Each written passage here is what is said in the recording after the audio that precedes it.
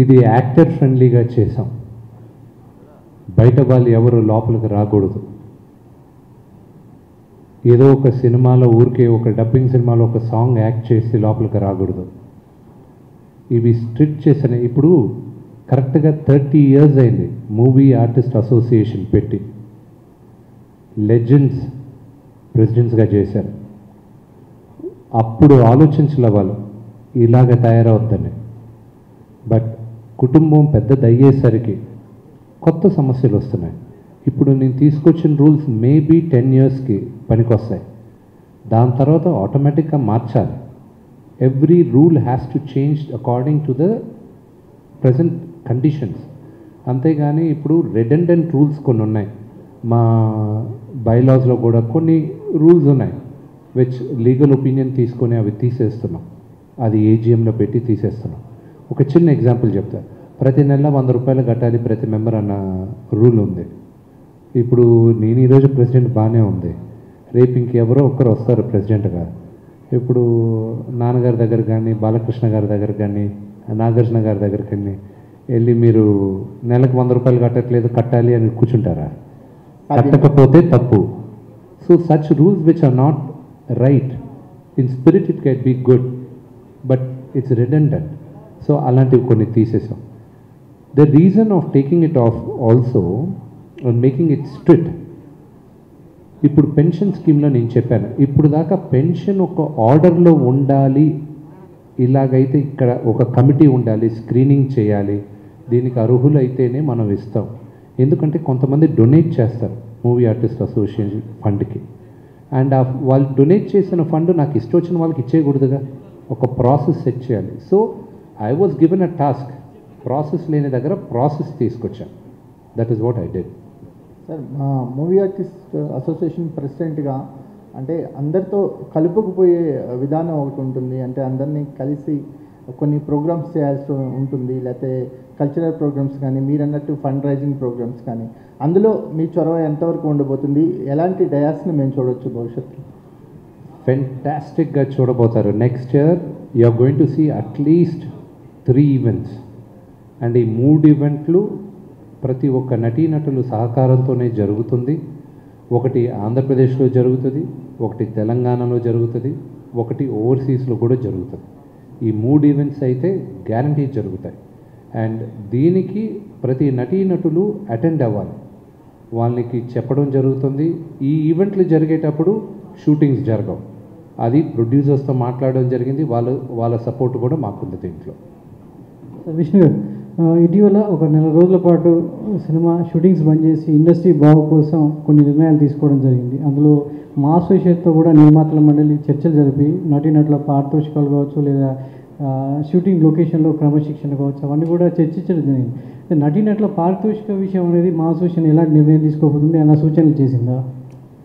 Movie artist association ఒక artist ఇంతే డబ్బు తీసుకోవాలనుకుంటే ఫస్ట్ వచ్చి ఆ రూల్ని బ్రేక్ చేసి మమ్మల్ని మామూలుగా తిట్టేది మా నాన్నగారే ఉంటారు.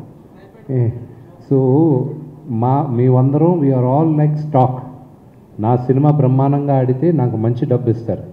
ఇప్పుడు పక్కనోడి సినిమా ఆడలేదనుకోండి, ఎక్స్ అని అతని సినిమా ఆడితే డబ్బులు ఇస్తారు. ఎక్స్ అని సినిమా ఆడలేదనుకోండి, డబ్బులు ఎందుకు ఇస్తారు మీరు?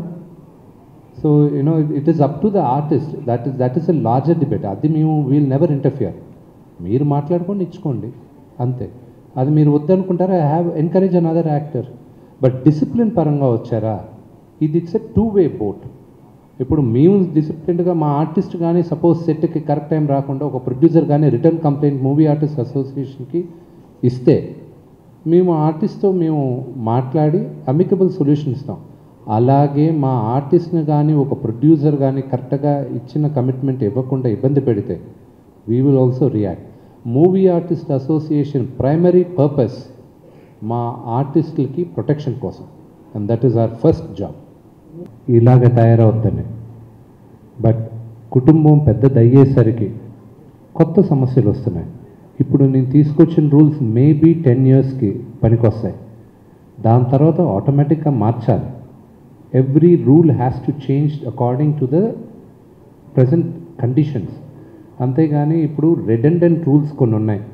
మా బైలాస్లో కూడా కొన్ని రూల్స్ ఉన్నాయి విచ్ లీగల్ ఒపీనియన్ తీసుకొని అవి తీసేస్తున్నాం. అది ఏజీఎంలో పెట్టి తీసేస్తున్నాం. ఒక చిన్న ఎగ్జాంపుల్ చెప్తా. ప్రతి నెల 100 రూపాయలు కట్టాలి ప్రతి మెంబర్ అన్న రూల్ ఉంది. ఇప్పుడు నేను ఈరోజు ప్రెసిడెంట్ బాగానే ఉంది, రేపు ఇంకెవరో ఒక్కరు వస్తారు ప్రెసిడెంట్గా.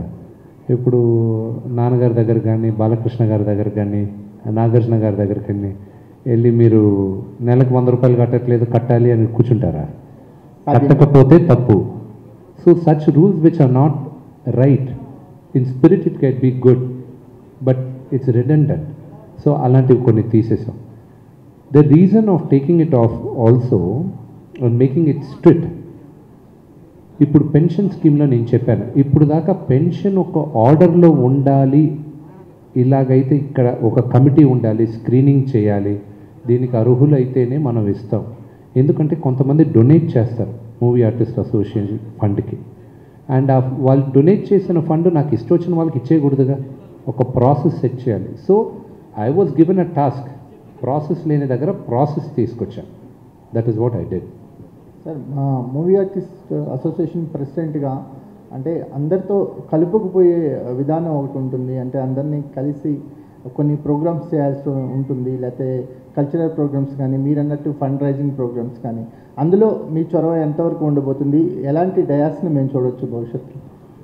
ఫెంటాస్టిక్గా చూడబోతారు. Next year you are going to see at least 3 events.